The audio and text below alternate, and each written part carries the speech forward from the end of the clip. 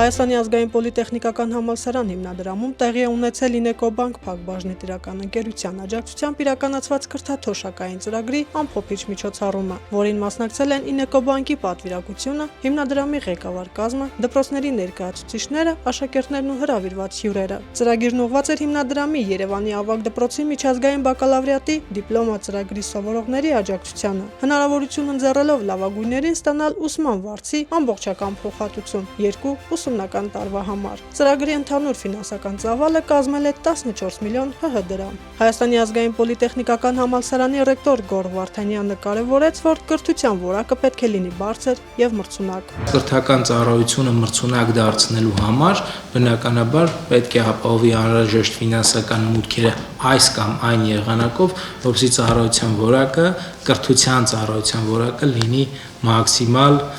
բարձր, որակյալ, միջազգային ստանդարտներին համահունչ, որպեսզի մեր լուսավոր երիտասարդները, որոնք այսօր այստեղ ներկա են, իրական ժամանակում ստանան մրցունակ գիտելիքներ եւ դրա շնորհիվ ապագայի լավագույն մասնագետներով որպես հանդես գան նաեւ Ինեկոբանկում, Պոլիտեխնիկում։ Ինեկոբանկի գործադիր տնօրեն Հայկ Ոսկանյանը անդրադարձել է ֆինանսական տրամադրման չափին։ Մենք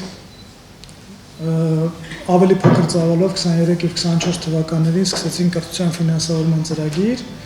Ինեկոբանկը քո կողքին, այնուհետև արդյունքներից ելնելով որոշեցինք, որ մենք մեր կորպորատիվ սոցիալական պատասխանատվության գրեթե ամբողջ բյուջեն պետք է ուղղենք կրթության ֆինանսավորմանը։ Ամփոփելով իր խոսքը նա շնորհավորեց մասնակիցներին եւ հղեց խրախուսական ու ոգևորող խոսքեր։ Ամփոփելով ես շատ ուրախ եմ, որ մենք այսօր այստեղ ենք, շատ ուրախ եմ, որ նաեւ հետաքրքիր մրցույթ է տեղի ունեցել, ես ուզում եմ բոլոր հաղթողներին առանձին իհարկե կշնորհավորենք, բայց նաև ուզում եմ մյուսներին ասել, որ